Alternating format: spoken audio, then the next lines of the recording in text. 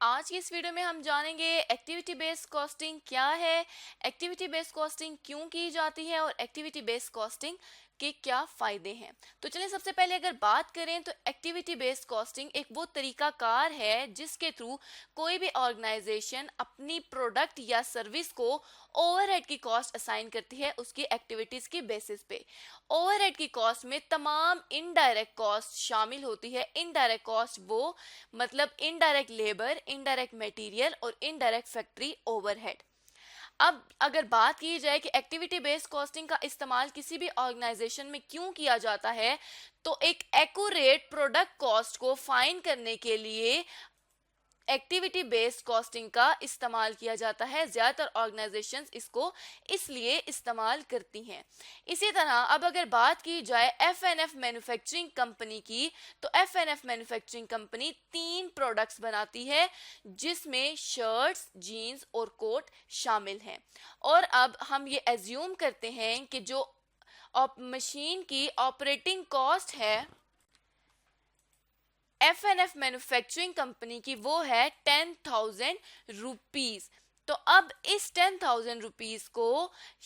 Activities کے basis پہ shirts, jeans اور کوٹ کو ایلوکیٹ کرنے کا جو عمل ہے، اس عمل کو ہم کہتے ہیں ایکٹیویٹی بیسڈ کاسٹنگ۔ اب اگر uses of activity based casting کی بات کی جائے تو ایکٹیویٹی بیسڈ کاسٹنگ کا جو پہلا استعمال ہے وہ یہ ہے کہ اس کو پروڈکٹ کاسٹنگ میں استعمال کیا جاتا ہے، جہاں پہ پروڈکٹ کی کاسٹ نکالنی ہو صرف ایک سنگل پروڈکٹ کی، وہاں پہ ایکٹیویٹی بیسڈ کاسٹنگ کا استعمال کیا جاتا ہے، مطلب ایک یونٹ کی کاسٹ کے لیے۔ اس کے علاوہ ایکٹیویٹی بیسڈ کاسٹنگ جو ہے وہ زیادہ تر مینوفیکچرنگ انڈسٹریز میں استعمال کی جاتی ہے، کیونکہ مینوفیکچرنگ انڈسٹریز میں ایکٹیویٹیز جو ہیں وہ ڈفرینٹ لیول پہ ڈفرینٹ اور زیادہ ایکٹیویٹیز پرفارم کی جاتی ہیں، اور وہ ایکٹیویٹیز پرفارم کی جاتی ہیں جن کے ساتھ کچھ کاسٹ بھی ایسوسیٹڈ ہوتی ہے۔ تو جو ایکٹیویٹیز جن کے ساتھ کاسٹ ایسوسیٹڈ ہوتی ہے، وہ ایکٹیویٹیز ہم ایکٹیویٹیز بیسڈ کاسٹنگ میں ان ایکٹیویٹیز کے تھرو اوور ہیڈ کی کاسٹ کو اسائن کرتے ہیں۔ اسی طرح اوور ہیڈ کی ایکٹیویٹی بیسڈ کاسٹنگ کا استعمال وہاں کیا جاتا ہے جہاں پہ اوور ہیڈ کا ٹوٹل کاسٹ کا جو سگنیفیکنٹ پارٹ ہے، مطلب جو زیادہ حصہ ہے وہ اوور ہیڈ کی کاسٹ نے آکوپائی کیا ہو، یا اوور ہیڈ کی کاسٹ ٹوٹل کاسٹ میں زیادہ ہو۔ لیٹ سپوز کہ 10 ملین روپیز کی ٹوٹل کاسٹ ہے، جس میں سے ہم یہ ایزیوم کر لیتے ہیں کہ 6 ملین کی جو کاسٹ ہے وہ ہے اوور ہیڈ کی کاسٹ۔ تو مطلب اس سچویشن میں ایکٹیویٹی بیس کاسٹنگ کا استعمال کیا جائے گا۔ اب اگر advantages of activity based casting کی بات کی جائے، مطلب ایکٹیویٹی بیسڈ کاسٹنگ یوز کر کے کسی بھی آرگنائزیشن کو کیا فوائد ہوتے ہیں ان کی بات کی جائے، تو جو پہلا فائدہ ہے جو آرگنائزیشن کو ہوتا ہے ایکٹیویٹی بیسڈ کاسٹنگ یوز کر کے، وہ یہ ہے کہ ایکوریٹ پروڈکٹ کاسٹ معلوم ہو جاتی ہے، کیونکہ جو اوور ہیڈ ہے اس کو ایکٹیویٹیز کی بیسس پہ پروڈکٹس کو ایلوکیٹ کیا جاتا ہے، اس لیے ایکوریٹ پروڈکٹ کاسٹ نکلتی ہے۔ جبکہ ٹریڈیشنل سسٹم میں کیا جاتا تھا کہ جتنی بھی اوور ہیڈ کی کاسٹ ہوتی ہیں جسٹ لائک انڈائریکٹ میٹیریل سے ریلیٹڈ، انڈائریکٹ لیبر سے ریلیٹڈ، وہ تمام جو کاسٹ ہیں ان کو ایک ہی بیس دی جاتی تھی، جو کہ عموماً جو تھی وہ لیبر آورز تھے یا تو مشین کے آورز تھے۔ تو اس لیے جو ریٹ تھا وہ ایکوریٹ نہیں ہوتا تھا، اور اب جو ہے اے بی سی کے تھرو ایکوریٹ ریٹ ہوگا، کیونکہ میٹیریل کے لیے کچھ الگ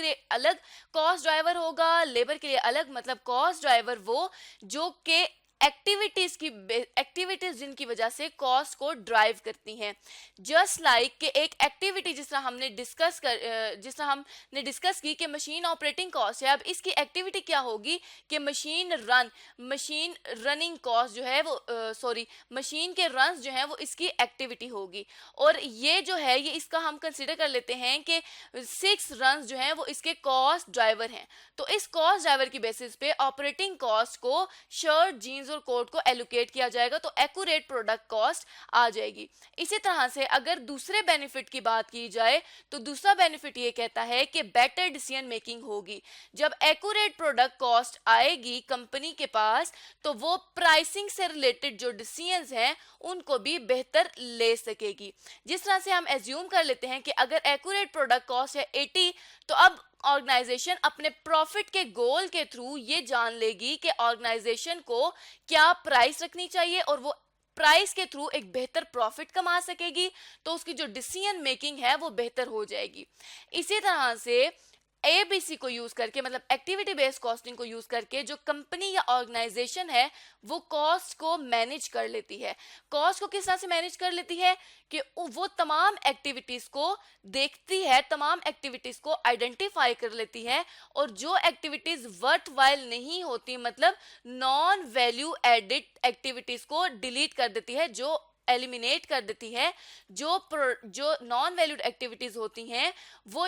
ایسی ایکٹیویٹیز ہوتی ہیں جن کی وجہ سے جو پروڈکٹ کی ویلیو ہے اس میں کوئی بھی اضافہ نہیں ہوتا. تو ایسی ایکٹیویٹیز کو ایلیمینیٹ کر کے کاسٹ کو مینیج کر لیتے ہیں اے بی سی کاسٹنگ سسٹم کے تھرو. اب لیٹ سپوز کہ 10 ایکٹیویٹیز تھیں جو ویلیو ایڈ کر رہی ہیں اور 2 ایکٹیویٹیز تھیں جو ویلیو ایڈ نہیں کر رہی، اور ان 2 ایکٹیویٹیز پہ جو کاسٹ آ رہی تھی وہ تھی 1 ملین روپیز کی، 1 ملین روپیز کی کاسٹ تھی. اب یہ 1 ملین روپیز ایک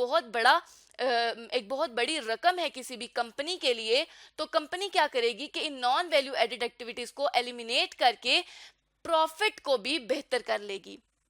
تو اس طرح سے آج کی اس ویڈیو میں ہم نے جانا کہ ایکٹیویٹی بیسڈ کاسٹنگ کیا ہے، کیوں کی جاتی ہے اور اس کے کیا فوائد ہیں. آنے والی ویڈیوز میں ہم ایکٹیویٹی بیسڈ کاسٹنگ کے سٹیپس کو جانیں گے کہ کس طرح سے ریٹ جو اوور ہیڈ کی کاسٹ ہے اس کو اسائن کیا جاتا ہے کسی بھی پروڈکٹ یا سروس کو.